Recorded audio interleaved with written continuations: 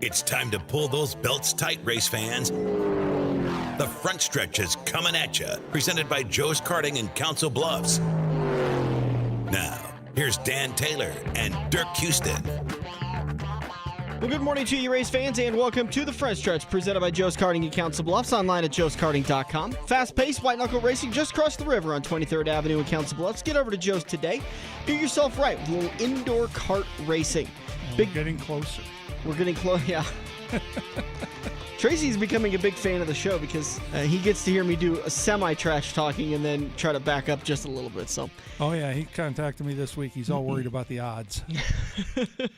Yeah, we're still waiting on Brandon Gaughan to get back to us on the spread in Vegas. We'll get that up here soon, I'm sure. Some bookie will take that. Big show lined up for you as always. Turn 1, we're going to recap Talladega, and we're going to talk with Ty Dillon, driver of the number 13 Geico Chevrolet at Germain Racing. And then in turn number 2, Brandon Spanjer, driver of the 19XX Modified throughout the area, will join us. Turn number 3, OREC, Roadkill, Jim, will join us in turn number 3 to talk about what's going on at OREC. Their season kicks off, actually I think their season kicked off just about a week ago, didn't it? They haven't kicked off yet. They've still been working, as he'll talk about on the thing about the pit return road and some of the other things they're doing. They got some money from Onawa up there. I don't know if it was actually Onawa or the county, but they got some money that they're investing into the track, and they've got the air conditioning and heating put in their rec center and some other stuff he talks about on the interview. That's all been done. But nobody's been down the track yet this year. I think their season starts here just shortly. I know we wanted to air it today because I was thinking that it started Saturday, but maybe not. Yeah, I'm thinking it's another weekend. Okay. I'm thinking they're kicking off when we're in Kansas. Sounds like a plan. So we'll talk with Roadkill in turn number 3 about what's going on at OREC. They're in a great position because with Park Jefferson, Pacific Junction being underwater, the I-29 dragway is not going to be running for quite some time. They're still waiting to dry out the land and then to even assess what the asphalt's going to look like. So they'll be lucky to get up and running this year, while OREC's going to be up and running, obviously, because they were in much higher ground. Well, and I-29's got all the water damage to their timing system and the wiring and all that kind of stuff, too. So. Yeah. Turn number 4, we will preview today's race at Dover, and we'll get you set for the racing action to come throughout the area, which this is kind of comical that we're saying this. The Hillblazers climb today. We've said that 3 different shows and 3 different times the weather got in the way. I don't think it's going to be in the way this weekend. I think we're going to get it in, but we'll talk to you more about that coming up in turn number 4. Let's get to Talladega before we talk with Ty Dillon, driver the number 13 at Germain Racing. Who won a stage at Talladega? and now his second stage. He won a stage a couple weeks ago, didn't he? Yeah, it's the second of the year, but yeah. It was kind of a surprise to get him in there. He was one of the guys that pitted early and made it stretch the gas. Yeah, he won a stage 1 back at Bristol a couple of weeks back. So he now has 2 playoff points that if he could qualify for the playoffs, he wins a couple of more stages, and all of a sudden he looks like a contender that could be making his way out of the first round with just playing it safe and being a survivor and having those extra bonus points. But we'll talk to him coming up later in turn number 1. Talladega, it was everything we expected it to be. It was fast speeds, faster than what NASCAR expected, and so they took action on Saturday. And made them faster. Which was kind of crazy, but you really can't say much about Talladega. Early on, Kevin Harvick, Bubba Wallace, Michael McDowell, Matt Tifft were all involved in an early Clint accident. Boyer and Denny Hamlin was involved. Hamlin. Boyer and Hamlin were able to go on, but Hamlin eventually finished 36th, Kevin Harvick 38th, Jimmy Johnson 33rd, and Boyer finished 29th. So, with Talladega, they talk about its survival, and unfortunately, Harvick walked out with 1 point on the day and spent all that time and effort getting ready for Talladega only to be taken out just a couple of laps into the race. So that's kind of it's a stinky day for them, and I know Harvick had some sharp words later on, which you're not surprised about. I mean, he's got the ability to be able to do that, and he has the right to.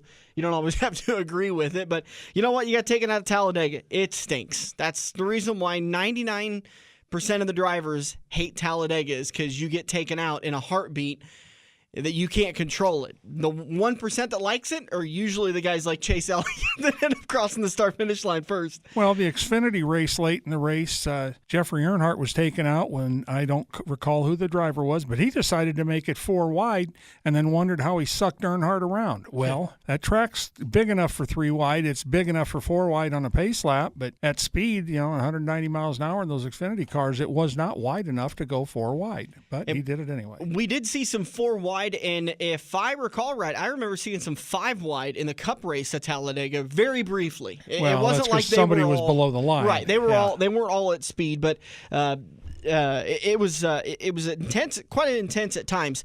I want to get your thoughts real quick before we get over to Ty Dillon. Thoughts on ending under caution? I mean, they've done what they've done. Races ended under caution used to happen if there was a caution with 6 laps to go. Yeah. So they went by their rules. They got the white flag, and the leader had the white flag before Stenhouse crashed. Mm-hmm. Everybody was worried about that because they were going to have to race back by where he was sitting. Let's back up a little bit because Stenhouse's accident, I was totally fine with sitting at dirt tracks on Friday and Saturday nights, and cautions breed cautions, and these guys spin. If they spin and they stay off the racetrack, I'm totally fine with it. Oh, at 200 miles an hour, he was real close to the racetrack. If somebody lost it coming through there and guys started bouncing around, he'd have been in harm's way. So now Stenhouse is the one that slid up and hit the outside retaining wall and then came back to the inside, right? Okay, and they had said that they didn't throw the caution with Eric Jones because he was driving away. And I think Stenhouse was still pulling away a little bit. They felt a little more comfortable, although you never want to risk that. I would prefer to err on the side of caution because how many times have we seen these guys wrecking coming to the start-finish line, and as soon as you start wrecking, you don't have control where that car is going. Exactly. And all of a sudden, you got a sitting duck sitting in the infield. Especially at these super speedways. I mean, this is where the Keselowski-Carl Edwards wreck happened, and Edwards ended up in the catch fence, and his car probably would have been down by where Stenhouse did. Yeah. So, it's not a good deal. But as far as ending under caution after the white, I got no problem with it at all. From the dirt track side of it, I didn't mind that NASCAR didn't throw that caution for Stenhouse, but for the side of caution and for Talladega, I want them to throw that caution. A dirt track in a super speedway, 2 totally different things. Yep. And you're talking about it could easily to satisfy the fans to try to end under green could result in somebody losing their life. And what was it? Brian Clausen was killed a few years ago because his car was T-boned by another car that just didn't see where he was sitting and took him out. So and that was on a short dirt track. Right. So I'm in a dirt track sense, I'm fine with Eagle Raceway, I-80 Speedway, Crawford County, Harlan, Shelby. Those guys, when they want to get the show done, don't throw the caution because if the car's out of the groove or the piece of debris is out of the groove, that's fine. I'm fine with you guys moving the show along. This is Talladega and Daytona. You got to throw that caution. Later on, they ended up throwing a caution just as there was an accident in the back of the field, and they said it was because of Stenhouse, that his car wasn't getting going, and so they inevitably decided to throw the caution. Happened to coincide exactly when Kyle Larson started spinning. And the caution came out according to the rule book. That was it. Whoever was leading when the caution came out, field's frozen, that's your winner. And I'm totally fine with it. As much as I want to see a race end under green, we've been through this for 10 years. They tried to end under green, and all we did was destroy more race cars, cause more havoc, delay the race even longer, and spend a lot more money. Well, but it's always been that white flag deal, you know, and I got no problem with it, These guys know that pretty much on a big track like this that's known for a wreck fest that they're racing to that white flag. Mm-hmm. So it's nothing new, and it's not going to change, and I hope it doesn't change. But I just thought it was fantastic. There were no qualms about qualifying, 1 car at a time. Yeah. It was really weird. Yeah. I thought it was a good race, and just to give you guys a little bit of an insight, I was originally planning on going down to Quaker Steak and watching the race, but I ended up giving in and not feeling great on Sunday, so I ended up ordering PlayStation Vue. And by the way, I can tell you that for $39.99 a month, you can have access to all sorts of TV channels. I've been enjoying it all week long, and I got to watch the NASCAR race every single lap without issue. Went to commercial break, got deposit, did everything that I did on Dish that I spent $90 a month on. But don't you have to have a PlayStation? You do have to have a PlayStation for that, but I do know of one streaming service that does allow NASCAR to stream. So we've been talking about it for a while. If there's all these different streaming services out there, and I didn't know if they actually did because they carry NBC Sports and they carry Fox Sports 1, and then they have the NBC affiliate in Omaha and the Fox affiliate in Omaha, but I didn't know if they blacked out the sports because of NASCAR's streaming or contracts with the broadcast partners. Well, I can watch it, with the internet and a smart TV. There you go. So it's available. So anybody that says that it's too expensive to watch NASCAR because it's on NBC Sports or Fox Sports 1 is not paying attention to where you can get your sports. Yeah, $40 a month is cheaper than one ticket. Oh my gosh, it's absolutely. All right, so that's going to do it for Talladega. Joining us on the phone now, the driver of the number 13 at Germain Racing. He was sponsored by Geico last weekend at Talladega, and he's going to be featured this weekend at Dover. Joining us now, Ty Dillon. How you doing, sir? I'm doing good. How are you guys? Doing well. Last time we talked to you, you were at a dodgeball or trampoline tournament with Brendan Gaughan promoting with Iowa Speedway. That's awesome. Yeah, I remember that. And watching Brendan Gaughan play dodgeball or anything involving a trampoline with Brendan Gaughan is always a good time. I'd have bought a ticket for that if I'd have known. Yeah, I think we could have sold tickets. Brendan he is one of the most fun people I've ever been around. Yeah.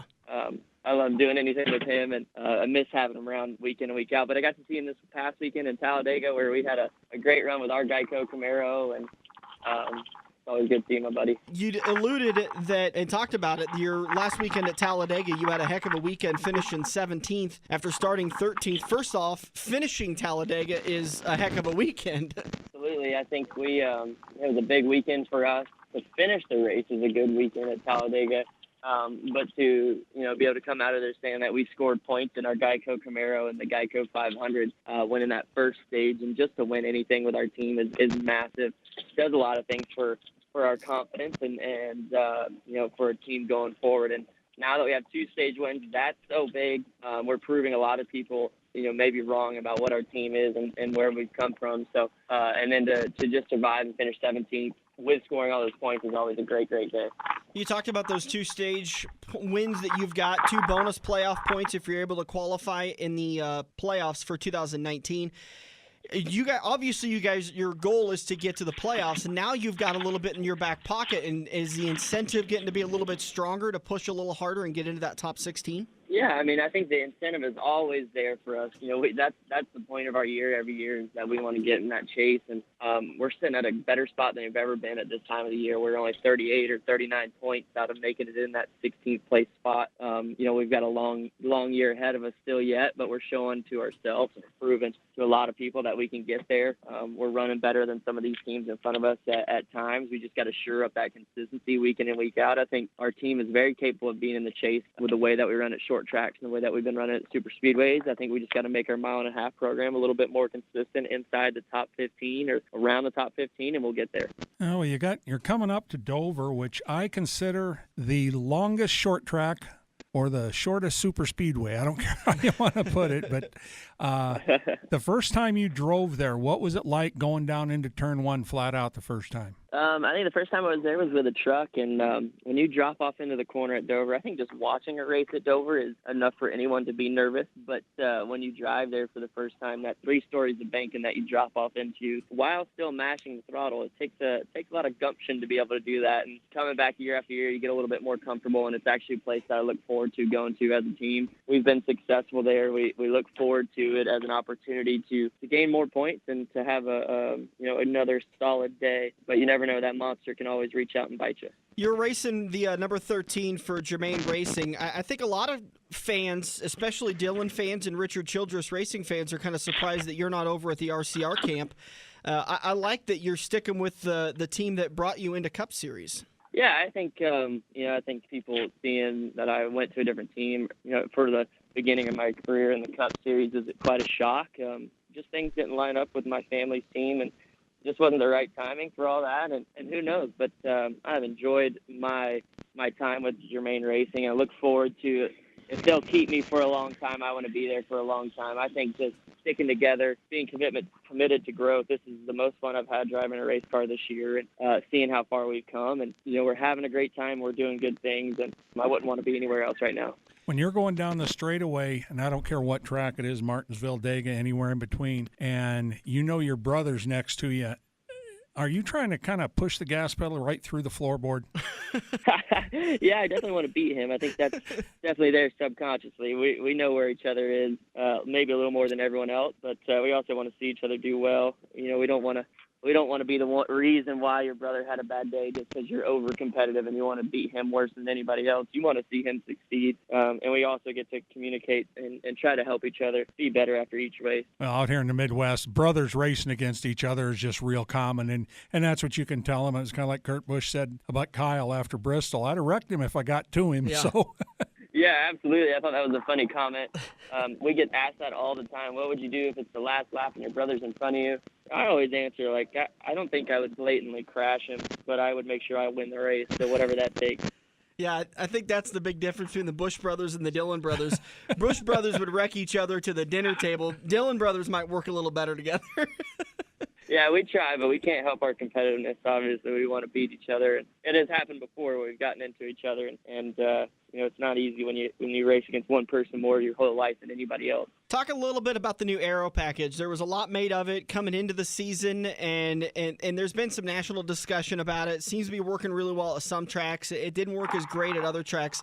What's your thought of it behind the wheel of the 13 machine? I think we're all learning this together, and the fans are learning it as we are too. And you know, there's some tracks that's working really good, and we're having some great finishes, like you said. And then there's the other tracks, and the races seem to be a little bit more mundane, I guess. But inside the race car, it's been extremely exciting. And I think as we go, we still have places like Dover that we have no clue what this package is going to do. And then we go to these 1.5 mile and 2 mile tracks. It's just going to keep developing what we can do with these cars and what we can't do. So. And as the years go on, we'll be more and more competitive as we know how aggressive we can be behind the wheel and how aggressive we can be with our setups going forward. You're driving the number 13 Geico. It's one of the few sponsorships that's a full season, or at least close to a full season. It's got to be great to have that company behind you and fully supporting you guys. Yeah, it's been great. Like I said, I think the biggest reason why our team is excelling is the fact that we've had that commitment from Geico, the fact that I've had that commitment from Germain Racing that, hey, you're our driver, you're our team, you know, this is the sponsor, here is, you know, 4 years or so of commitment to growing. And that's where we want to see. We just want to see steady growth. And I think that's why you look at a company like Geico that's so successful is patience and development, knowing that growth isn't always just straight up and you know, in a curve. It's sometimes you got to learn from trying things. I think last year was a big learning year for us. It looked very stagnant, and in the middle of it, trust me, it felt terrible. We did not really quite enjoy last year, but the things that we learned from it have just grown us so much, and sticking together through those learning curves has made us where we are right now. And we obviously have a lot to go to be a championship competitive team year in and out, and a team that wins races week in and week out. But to look at the growth that we have had is quite awesome. So we're pumped about our race team. We're pumped about our future, and it all starts with a great sponsor like Geico. So do you have a pet gecko, a pet lizard that you take to the track with you? No, I don't, but my daughter would love to. That's the only way we can kind of get her to sometimes sit in front of the car before everything gets going. She gets a little antsy, ready to go back and maybe take a nap or it's too hot. But we give her that little gecko, and she chills right out. She loves it, so that's her little buddy. And hopefully it's her little buddy for a long time. Have the Geico guys tried talking you into doing an appearance in a gecko costume at all? Not yet, but okay. You know, I'm gonna I'll delete this part of the interview just to not give them any bad ideas. Yeah. How about hanging out with the caveman, maybe? Want me to, We'll see. Maybe that'd be cool. Or bringing Maxwell the pig out. Yeah, maybe we could get Brendan in the gecko costume. It might be a little bit bigger this time of year. Yeah, that would be entertainment. It would be the winter gecko. Well, Ty, we do appreciate absolutely. you joining us. It's always great to talk to you. We have a good time. Good luck today at Dover, and then we'll see you in about a week at Kansas Speedway. Yeah, we're going to chase you down and at least introduce ourselves down at Kansas. Yep. Okay, sounds good. Come find me. Thanks. Have a good day, Ty. Thanks a lot for your time. Thanks, Ty. All right. Yes. And like we talked about, if he can knock out a couple of more stage wins, all of a sudden he's got 4-5 bonus playoff points in that first round, and that could be the determining factor for him moving on to the second round. So all of a sudden, just picking up those small stage wins starts to add a little bit more oomph to their ability to get into the next round. Well, I mean, let's just do the math. I mean, if he wins a race, he's going to get 5 bonus points, and more than likely, if he's got it to win a race, he's probably going to get a few more segments done, or stages done. So, 10, maybe 12 points, who knows? Maybe he gets on a roll and wins 2 races, that can go a long way for him. Yeah, it'll be interesting to see what happens, and that's kind of the idea behind the chase system and what is now morphed into the playoff system is that one of those back markers that breaks through and has a great race can continue that luck on through the year. It's not just a one and done. They can carry that on throughout the year. We're going to take a break. We'll be back in turn number 2. Brandon Spanjer, driver of the number 19 XX, modified throughout the area. And then Roadkill Jim will join us to preview this season at OREC. And then we'll sit down in turn number 4 to preview the race at Dover. I want to say thanks to Roadkill Fabrication for bringing us Ty Dillon, all the interviews this year. Brought to you by Roadkill Fabrication. Get your chassis or parts and pieces powder coated at an affordable price. A bare chassis is just $275. To rework it or sandblast, it's going to be a little bit more for the man hours. You can give Jordan a call today, 712-623-4911, or email him, jordanf@roadkill.com. You don't just have to be a racer or a farmer to enjoy powder coating. If you have a classic car and you want to get the chassis powder coated, or you have some bits and pieces around the house, maybe it's for your mower that you want that mower to last a little bit longer. Take it apart, take it on down to Roadkill Fabrication. They'll clean it up, they'll powder coat it, and the paint will protect a lot longer than typical paint will. Roadkill Fabrication in Red Oak, Iowa. jordanf@roadkill.com for more information. We're going to take a break. We'll be back. Brandon Spanjer just around the corner. Every race car driver has run into the same problem. It's well past normal parts store closing hours, but you need that one to finish your car. The guys who brought you White Knuckle Racing by the River bring you Joe's Karting Racing Parts and Tire Store. Open until 10 p.m. Monday to Thursday and open until 11 p.m. on Friday and Saturday. A parts store that fits your after-hours schedule, and you can turn a few laps at Joe's Karting while you're waiting for your part to get pulled from their warehouse. joeskarting.com for more information. Racers all over the country are discovering the benefits of powder coating their chassis. Powder coating offers a clean, even finish you will be proud to show off to fans and sponsors. Plus, it's a more durable surface. While looking beautiful, powder coating offers superior protection against corrosive chemicals typically spilled during routine maintenance. Bare frames start at $275 with estimates available if blasting or reworking is needed. Get your quote today by emailing jordanf@redoakfabrication.com or by calling 712-623-4911. First Detail Supply at 102nd and J offers you the same professional grade products that are used in detail shops across the United States. With the high quality detail products and the guidance you'll receive from First Detail Supply, your car, truck, motorcycle, or boat will shine with a lasting finish. Find out more about First Detail Supply by stopping in at 102nd and J Street or check out firstdetailsupply.com. Don't forget to mention Front Stretch and receive 10% off your purchase. We're hooked up in turn 2 and still showing the green flag on the front stretch. Welcome back to the front stretch. This interview brought to you by Red Oak Fabrication. All of your parts, pieces, and entire frames can be powder coated. A full chassis is powder coated for just $275. If it has any sandblasting that needs to be done or reworking, you can get an estimate for the amount of money it's going to be, just a little bit extra. But you can get that estimate by emailing jordanf@roadkill.com. A guy who has probably had a lot of stuff powder coated. $275 for a bare frame is a heck of a deal. I just heard about this guy, Phil Bremkin out of Malvern, right there on the way to Malvern. He was telling me he does a lot of hot rod customs. And He was telling me about this guy. He says he's good. And they can do drag parts, too. Absolutely. Great business down in Red Oak, Iowa, helping to support the community. They're not a Johnny-come-lately in the area. Red Oak Fabrication has been in the area supporting the community for over 100 years, and that family has owned a local business in Red Oak for about that same amount of time. So a great business supporting the local community and helping out racers, too, because we talked about it with other interviews. It's a big business to supply to racers, and you could charge as much as you want to, and a lot of these racers are going to pay it. but they're only charging $275 for a powder-coated chassis. And that's most of your modifieds, late models, and sprint cars. You got some of them bigger chassis. It may be just a little bit more, but go give the guys a call at Roadkill Fabrication today, 712-623-4911. Roadkill, buddy, man.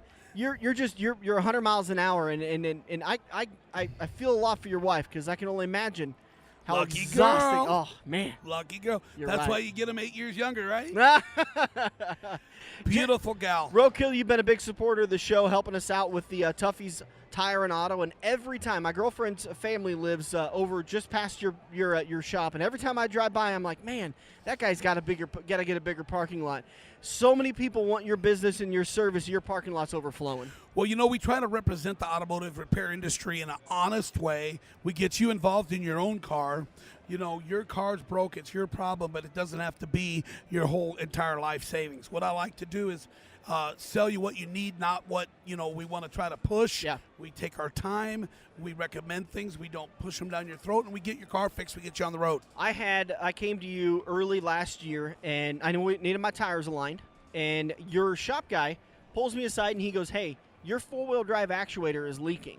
You need to take that back to your dealership and have them replace it for free, because you're still under the warranty. Absolutely. You know how many businesses would have said, we got to replace this? Yeah. Right. Yep. He took me back to make sure I was able to use that on my warranty, and I got it in within a month of the warranty ending, so it worked out great. I'd have never known it had I not taken my truck over to Tuffy's. We've had $2,000, $3,000 deals on the line, and I've told people, you are still under warranty. I just looked it up for you. They've even told me, no, I'm not. And I'm like, yes, you are. You know why? What comes around goes around. The good karma, and it's always been that way. Absolutely. You better believe I'll always take my truck to Tuffy's, because you guys have always taken great care of me. And we have a great relationship. You go down and help cover the NHRA Nationals down in Topeka for us. Thank you, by the way. But today we're talking about OREC, the latest drag racing complex to come online in Iowa, the Onawa Racing and Events Complex over in Onawa, Iowa, and you're helping out with that. So it's going to be a big deal in a couple of years, because you're involved. Yeah, I was just seeing my good buddy Tracy from the recovery room walking by, and let me tell you, he's probably got a winning car in the show. Anyway, here's the deal. I've been in the race business for a while, 15 years or so. I ran a track and, had some skin in the game, so to speak, across the river, and a good little track. We manicured and groomed a lot of racers, had a lot of fun with what we had to work with, and it was an outstanding time. Through that, I moved on and went to the auto repair business after 10 years and enjoyed my time there, but I still had the itch and the desire to be involved in drag racing. The board from Onawa contacted me. We did some things together and worked together, and I said, by golly, I'll be a part of this thing. And I'm an investor, a board member, I'm a believer. I like to go up there, rattle the microphone, work the event. And this place is unique and outstanding, and I'll tell you why. You ready? I'm ready. All concrete, fast track, ground twice to precision through the quarter mile for future endeavors. Right now we're 8th mile, sticky fast. And I'm going to tell you, that track is smooth, smooth, smooth. The event center is second to none. No steps. Your handicap, guess what? We can get you right in there, out of the sun. Outstanding items of food, nice bleachers, well-placed, beautiful PA system. You can hear everything. Probably hear too much. And and the parking's great. We're working our pits a little bit right now. We had some pit things we wanted to improve, and we're actually getting ready this year to install lights so we can bring that Friday night street takeover program back. Well, I mean, I've been up to OREC, and everything he just said is true. I did not go down to the pits, but he said they had an issue, but they worked on it. So, the track, the starting line looked like it had as much grip as I've ever seen at a track. Well, you're an old drag racer. You've been around the block, and I'm going to tell you right now, we ran a 399 with Scott Galter. I told the crowd, if we don't get in the threes, I'm going to do 10 push-ups. And I was so glad when he hit that 399. Well, I think that's when I was up there. That was you had those. You had that one goofy-looking, half a funny car thing. Green machine. Oh, that thing was goofy looking, and of course nitro on me. Went up in smoke right away. But that one rail with the big motor on it, that's the one that went 399. 399 Scott Galter Nitro Madness, the inventor of the World Fuel Nationals. They run them over at Eddyville. And we are in contact right now with Online Drag Magazine, and we're working with one of the big supporters there to do some fuel stuff up in Onawa in August, hopefully. Yeah, Eddyville, another nice little 8-mile track. Been over there myself. Eddyville, so. you gotta love Gerald Kramer. Let's give him a shout out. Great guy, friend of our track. 2 complementary tracks that feed off each other. We're aspiring to be a mini, an Eddyville, an actual Eddyville. Really. Well, I mean, they run at night. Right. Used to anyway. I've been over there since mid-'80s somewhere. Yeah. And back then, Jock Nicholson ran it. Oh, yeah. Ran Eddyville and Cedar Falls. Cedar Falls, Dumpster Dan was up there for a lot of years. But the thing we got going, all concrete, right? If you lose your brakes or you're a little unsure or insecure, we got shut down. And we got everybody asks one question. I'm just going to get it out there right away. When you going to be a quarter? And the same people that ask me, when are we going to be a quarter, are the same people that come up to me and say, you're not going to change the 8-mile program, are you? But what I'm going to say about that is this. We have 1,000 foot and a quarter mile. It's there. It's already there. It's just we're going in the baby steps to get the rubber, to run that 8th fast. Eventually, we'll put our sensors in, and we can do a quarter 1,000. I would love to see a 1,000-foot street program, whether that happens or not. But we're talking about some things. And even if we're a quarter mile, I don't think our whole series would be quarter just because a lot of the guys really love that 8th mile. Well, the 8th mile racing, what I like about it is a quick turnaround. Mm-hmm. You got to race, you're making a run every minute.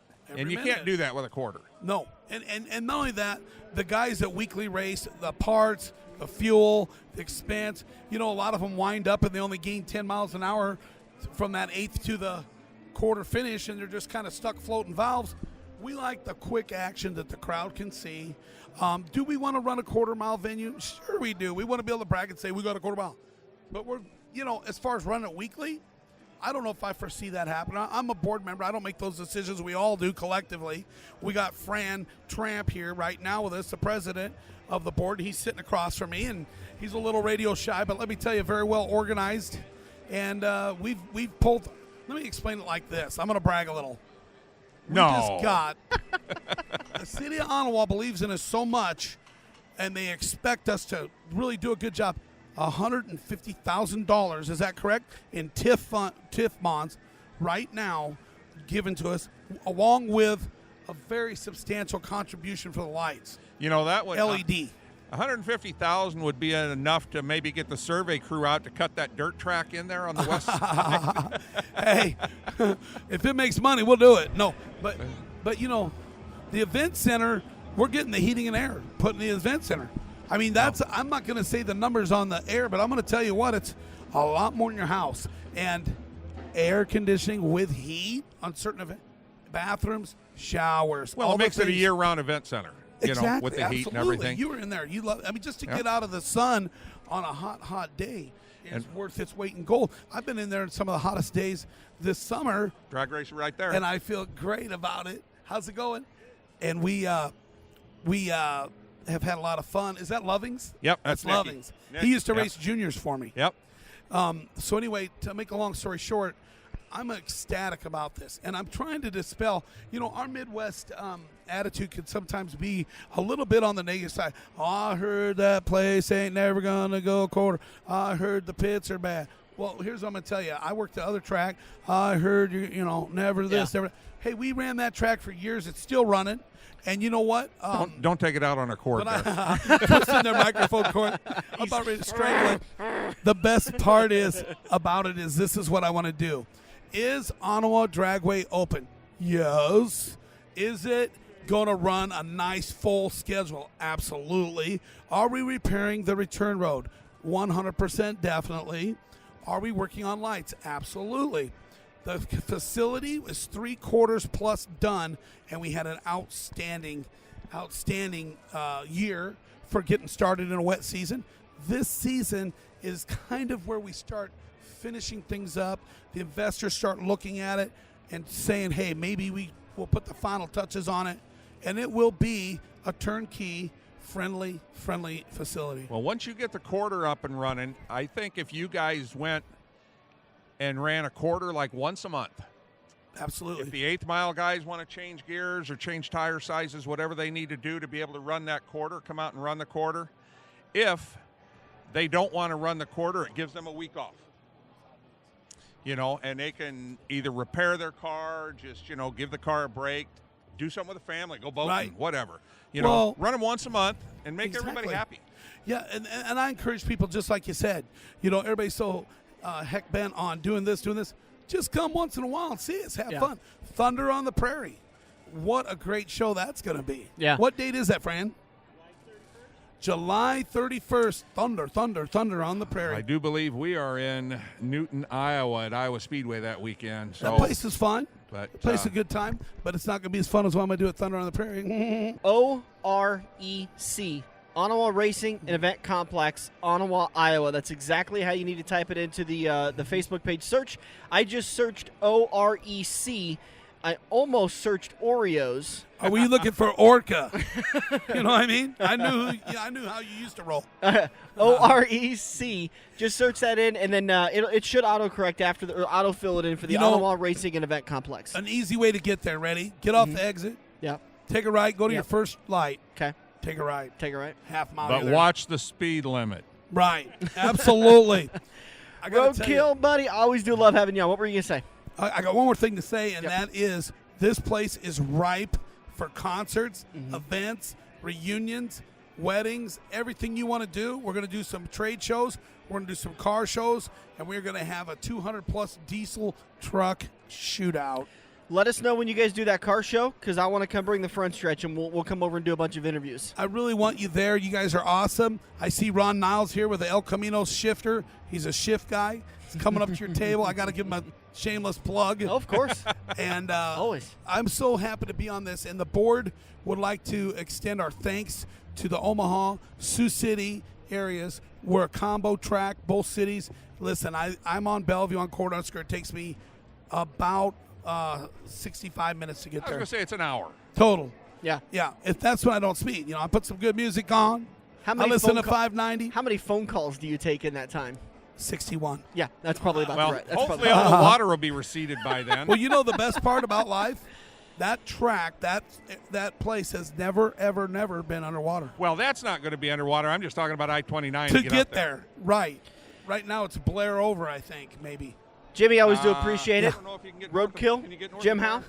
If you guys need any work done to your vehicle, make sure you go talk to Tuffy's in Bellevue. They're going to take great care of you. Give Jim a call. He'll get you in timely manner. He'll get you out with your arms and legs still attached. Always love having you on the show. Thank you. It's my pleasure. You bring a level of excitement that only rivals John Force. That only Roadkill can do. Right, absolutely.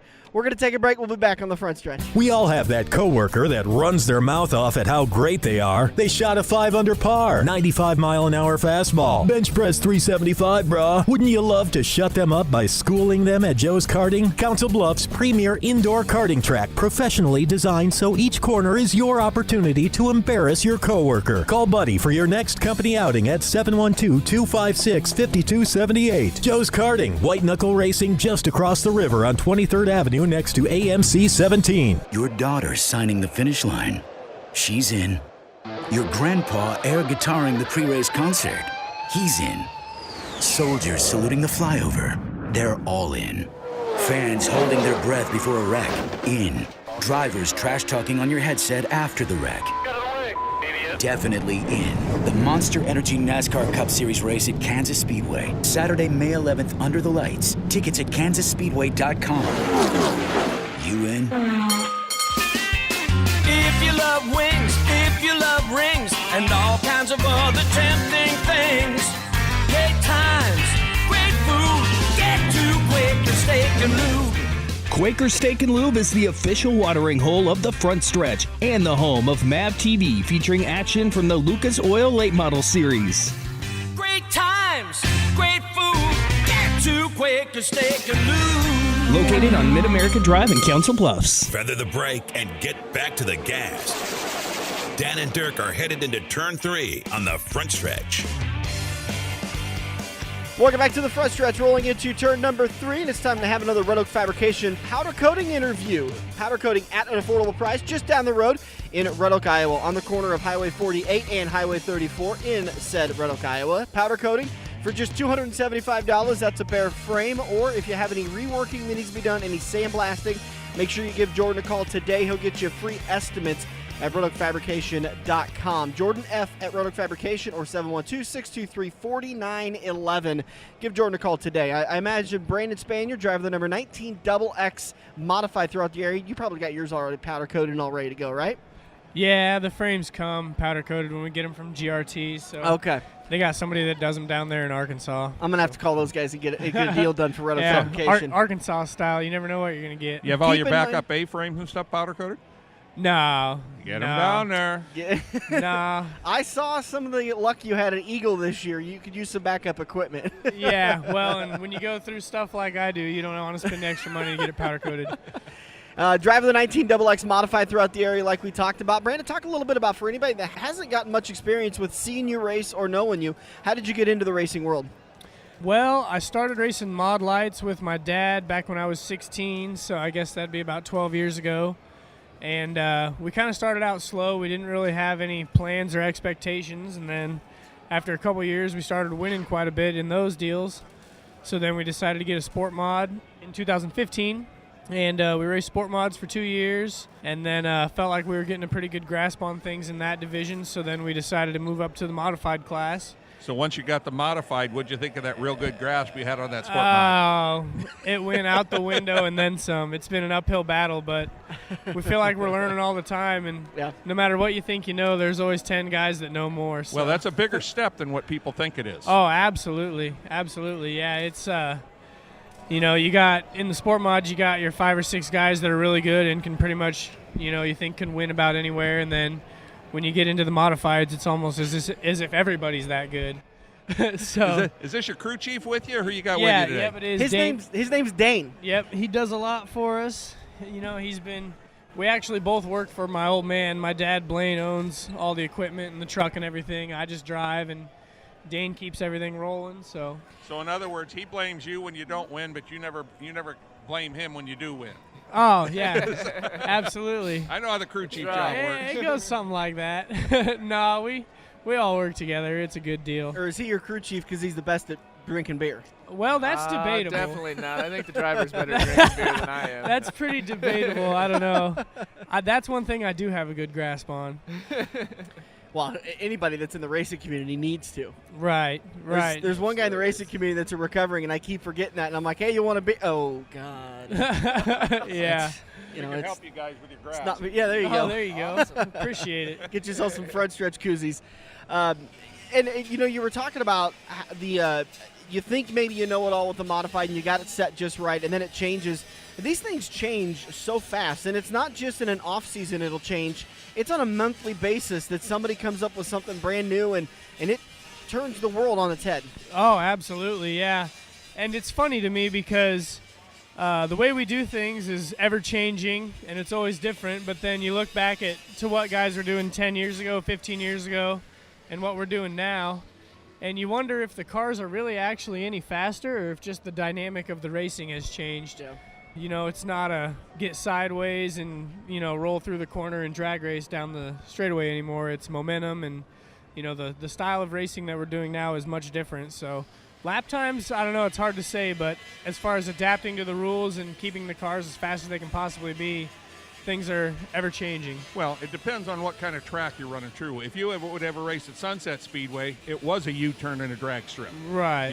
Where, like you said, now you got an I-80 or something like that's a momentum track. Right, absolutely. Yeah, and unfortunately, I was never able to race at Sunset. That was before my time, so I don't know much about that place. But, yeah, you got your stop-and-go places and your momentum places, but you get the best of both worlds. The closest place to a Sunset Speedway that I've ever seen, and I went this summer, was up at Buena Vista Raceway in Alda. Oh, I've never been there either. Run on Wednesday night. That is Sunset Speedway. Really? Yep, it is paperclip. Nice. That sounds like fun. I'm going to be there in July, so are you? I'll keep that in mind. Yeah, check it out. You said you're running the 19XX. What's the what's the inspiration behind the 19, and do I dare ask the double X? Well, we're one short of anything fun there. But, no, I don't know. It's something nobody really has. You know, I always hated going to a place and putting a duct tape B or, you know, something on my car, so I figured I'd go for something that nobody ever really had. And I'm a 90s kid, so the 19 double X, just hold it down for the people from the 1900s. How long you been racing for? Let's see. Started when I was 16. I turned 28 this year, so this will be my 12th season. Man, he did that math in his head. All in his head, which you couldn't do. You had to write down I was Dane. I was in the process of doing the math. And well, since you're holding down the 1900, since this is going to be 2019, how come you don't go to XX19? You know, I never thought of that. Wow, way to bring that too late to the table. He's like, crap, that would have been a great. Yeah, well, I already had my stickers printed, so I don't know. Must have missed the boat on that one. Hurry up and call Stan. The lettering's got to change. Yeah. Call the rap guy. I got to watch you a couple of times at Eagle. You got a little frustrated with the tracking, and I think you decided to go race somewhere else midway through the year. But you started off the year having a really good year at Eagle and being up there competing for wins, which was very difficult to say when you've got guys like Johnny Sadoff and Bob Zobek and Jordan Grabowski, and you were up there mixing it up with them quite a bit. Yeah, you know, Eagle is always a lot of fun. That place, you never know what to expect. You know, you can show up one night with no expectations and run really well, or you can show up expecting to set the world on fire and have the wrecker load your car. So it's just one of those places that it's an atmosphere unlike any other, and nothing comes easy up there. If you have a good night there, that's something to be proud of. So those guys up there, there's no slouches. Besides Eagle, where else do you like to run? I can't say enough about Beatrice Speedway. That place down there, the Fair Board runs it. They do an excellent job. They work really hard.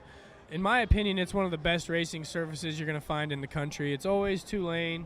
The track prep there is phenomenal. I've always enjoyed racing there. Granted, you got to race against Grabowski, so it's pretty tough to come by a win, and Johnny as well.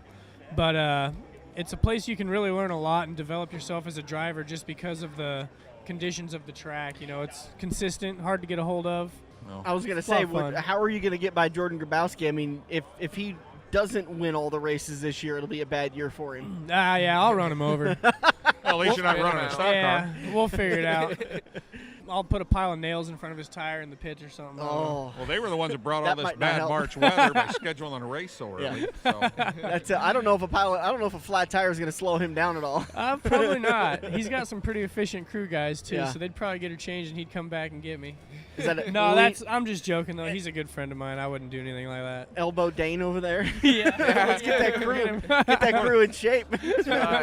No, we're all good. Plans for this year? You going to try to run Eagle again? Beatrice full time? I'm going to run Beatrice full time. Their schedule is a little bit more lax than Eagle. I know Roger likes to keep things rolling up there, so they got to race almost every single week for about, I don't know, seems like all year. It is. But I don't think I'll be able to hit every week up there. We're going to try to do a little bit of traveling. There's a Red River Modified Tour down in Texas in late May that we're going to try to hit.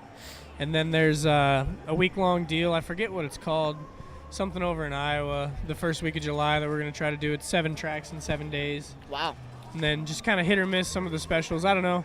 Points racing seems to sometimes take a little bit of the fun out of it, so we're just going to focus on having fun. It's fun to listen to guys because some people really love the points racing because every night you got to be at this track at this time. The features start at this time. Mine rolls out at this time. There's so much of a schedule that they love that aspect of it, but then there's other guys that they don't want to be tied down to every single week. I've got to be here in order to points race and in order to work out that better check at the end of the year. Right. Yeah, I don't know. I guess it just depends what you're into. I like to mix it up personally because, if you get frustrated somewhere and you want to do something different, it's easy to go hit something else if you're not so focused on points. And in 2017, we focused pretty hard on points during our rookie season in the modified. And, it got to where it really was wearing us down. And a bad night feels a lot worse when you're looking at, a year-end goal focusing on points to where if you're not really so worried about points, you're just trying to have fun, you have a bad night. It's a lot easier to move on and just do your thing the next week and focus forward. Right. Who are some of the guys that help get you to the track every week? Well, Dane right here, my dad Blaine, my good buddy Adam Lundy. He lives in Crete with me. My buddy Jacob Keller, he's my little stepbrother. He's a hard-working kid. There's a lot of guys that help me. So many I can't even begin to name them. And then sponsors, I got a lot of really loyal sponsors. Some guys that have been with me from the beginning. Ace Hardware in Crete, Dent Buster also in Crete, Colligan Water of Beatrice, Aqua Plumbing and Heating. We got a new sponsor on board this year, Nelson Tree Service. Dan Nelson, he works out of Beatrice. I'm sure I'm forgetting some people, but I appreciate everybody that does anything for me. All right, Brandon Spanjer, thanks so much for joining us. Dane, always do appreciate it. We'll see you guys at the racetrack soon. All right, appreciate it. Thank you guys for having us. Year. Thanks, guys. We'll see you. We'll be back on the front stretch. First Detail Supply at 102nd and J offers you the same professional grade products that are used in detail shops across the United States. With the high quality detail products and the guidance you'll receive from First Detail Supply, your car, truck, motorcycle, or boat will shine with a lasting finish. Find out more about First Detail Supply by stopping in at 102nd and J Street or check out firstdetailsupply.com. Don't forget to mention Front Stretch and receive 10% off your purchase. Racers all over the country are discovering the benefits of powder coating their chassis. Powder coating offers a clean, even finish you will be proud to show off to fans and sponsors. Plus, it's a more durable surface. While looking beautiful, powder coating offers superior protection against corrosive chemicals typically spilled during routine maintenance. Bare frames start at $275 with estimates available if blasting or reworking is needed. Get your quote today by emailing Jordan F. at redoakfabrication.com or by calling 712-623-4911. Hey, look at that. You're sitting on your couch playing Halo, Madden, or NASCAR while your friends are at Joe's Karting. Each lap is an adrenaline-filled, heart-pumping, white-knuckle experience that you can only get at the Metro's largest indoor karting track. Eco-friendly Honda engines rip you around their professionally designed road course at breakneck speeds. Can you reach the 14-second lap bracket? There's only one way to find out. Put the controller down and get to Joe's Karting, 23rd Avenue in Council Bluffs next to Quaker Steak and Lube. It's checkers or wreckers as we enter turn 4 on the front stretch, presented by Joe's Karting in Council Bluffs. Welcome back to it. Rolling into turn number 4, brought to you by Quaker Steak and Lube, the official watering hole of the front stretch. Get over the lube today for all of the NASCAR action at Dover now just Dover Raceway. Coverage starts on FS1 and MRN at 12:30. I believe that makes your picks due at 1 o'clock. I'll make sure if you're a part of the season-long Pick'ems contest that I'll include that when I send out the email for the stat packs and all the information there. I was a part of it several weeks ago, but I'm not much of a part of it anymore. I was doing the same thing. I was feeling a nice little comeback, and then at Talladega I took David Reagan, which looked like a good pick for a while until I saw him involved in a wreck with Kyle Larson on the final lap, and then he finished 23rd, 24th, 23rd. So not a bad points day, I guess, all considered. At least I didn't take Kevin Harvick and walk away with 1 point and lose a Kevin Harvick pick. Yeah, you beat me by 2 spots, and still I beat you by 1 point. Damn. Hey, today's race at Dover. Again, don't forget, head on down to Quaker Steak and Lube, the official watering hole of the front stretch, and watch all the action if you don't want to watch it at home. You want to watch it with some of your friends. This race last year, bad races for Kyle Busch, who finished 35th, Paul Menard 34th, Ryan Newman 33rd. Let's see. Ty Dillon, who we just had on the show, finished 24th. AJ Allmendinger 21st. So Ryan Preece is in that 47 car this year. Eric Jones 18th. Other than that, mostly everybody finished in the area they should have. Kevin Harvick picked up the race win, followed by Clint Boyer in second, Daniel Suarez in third, Martin Truex Jr. in fourth, and Kurt Busch rounding out the top 5. Well, for Ryan Preece, unlike Talladega, this ought to be a decent track for him because I believe he's run there in a late model. Yeah. So. And your top 10, Brad Keselowski 6th, Denny Hamlin 7th, Blaney, Johnson, and Larson finished your top 10. Kevin Harvick swept the day, won stage 1 and 2, and won the race. Led 6 times for 201 laps. So He led just a tick over half the race. Ended up with a big points day, 60 points on the day. So, but this was the old Aero package, and he hasn't figured out the new one yet. So yeah, it's anybody's guess where he's going to be this week. It's kind of interesting to see these guys, some of these teams that are struggling with this Aero package. Harvick said a couple of weeks ago that I believe it was at Bristol or Texas that was the first race they really felt like they had some power and some strength. They weren't able to get the win, but he finally felt confident in the race car. So some favorable comments there. We'll have to see how that all plays out. But I'm trying to find the results from the fall Dover race. Bad day for Jimmy Johnson. This is the fall Dover race, by the way. Finished 36th on the day. Clint Boyer finished 35th. Alex Bowman, 28th. AJ Allmendinger, again, that 47 car, finished about in the same area in 22nd. And then Chase Elliott ends up picking up the win. Danny Hamlin in second. Joey Logano third. Eric Jones fourth. And Kurt Busch, another top 5 finish for him. Harvick came in sixth. Austin Dillon, Kyle Busch, Ricky Stenhouse Jr., and Daniel Suarez, your top 10. The Chase Elliott win was his second in a row. He had also won at the Roval at Charlotte.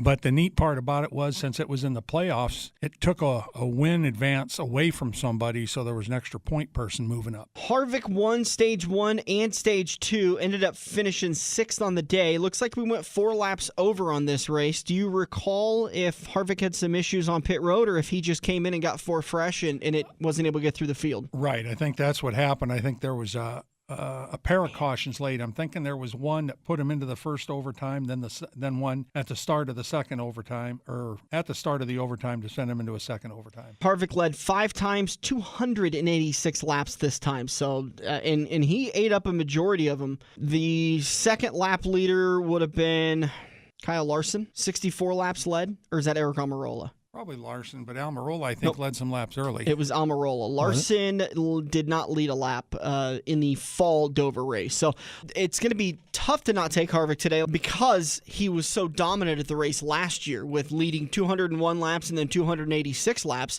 picking up 1 win, but winning all 4 stages. Winning 5 of the 6 stages. So it's going to be tough. But then again, like you talked about, they have the Fords have done well with Penske, but Stewart-Haas Racing has not adapted well to the new Aero package. So we'll have to see what happens with that today at Dover. Once again, the race is on FS1 and MRN at 12. Its coverage starts at 12:30. All the picks are due to the website, NASCAR Pools Online, by 1 o'clock. If you can't watch the race at home, head over to Quaker Steak and Lube, the official watering hole of the front stretch. And by the way, it was Trump's fault. I saw Joey Logano was hanging out with Trump here this last week, so that's why, Penske cars, Fords are doing better than any other Fords. Great. Now we're going to be investigating Joey Logano for something, because that's what we got to do. We got to investigate everybody, right? I hope Mueller's listening. No, I hope he isn't. Leave our race alone. Dover, we will recap the races. So we're going to be live next Sunday following the Kansas race on Saturday night. We're going to recap the race at Dover and recap the race at Kansas. We'll get Stan Caesar on the phone to recap the races at I-80 Speedway and Eagle Raceway. And then we're going to sit down with one driver. Don't know who it is yet because we're still waiting to get all the interviews approved while we're down in Kansas this weekend. Don't forget to pick up your tickets today, 866-460-RACE for the race at Kansas. Just get whatever you can and sit wherever you want because it's that big of an area. They don't sell it out anymore. You can go and sit in turn 4. You can sit and turn on the front stretch, the start-finish line, wherever you want to sit along there. And it's a great view everywhere at Kansas. 866-460-RACE. And if you want to take the chance of owning the Speedway, get down in the front row and maybe you'll get whacked in the head with a piece of metal and you can sue them. There you go. I think the back of the ticket pretty much clears them of all liability. But what does that even mean? Just sue them anyways. No, don't. Gosh, I got to edit all this stuff out. We can't be suing racetracks. We can't be investigating drivers. We're not going to have a sport to talk about soon.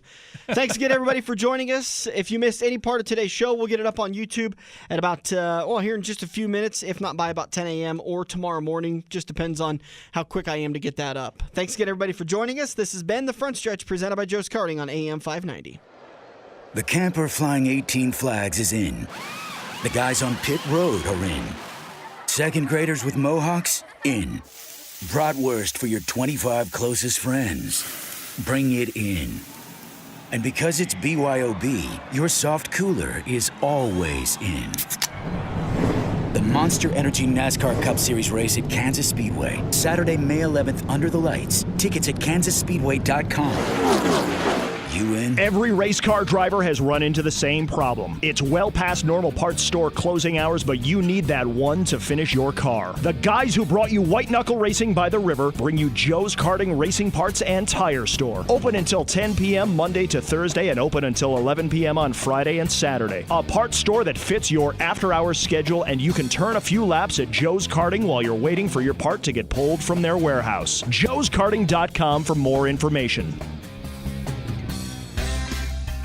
The official watering hole of the Front Stretch has you covered any day of the week with the best wings, great burgers, and amazing steaks.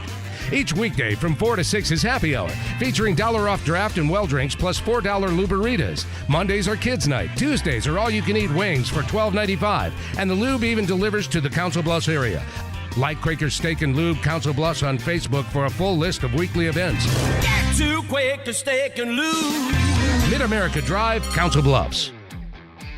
This has been the Front Stretch Radio Show, presented by Joe's Karting in Council Bluffs. To contact Dan or Dirk, find them on Facebook at The Front Stretch or email them at frontstretch590@gmail.com. If you missed any part of today's show or want to hear a previous show, subscribe to the Joe's Karting YouTube page, where you can find almost every Front Stretch show.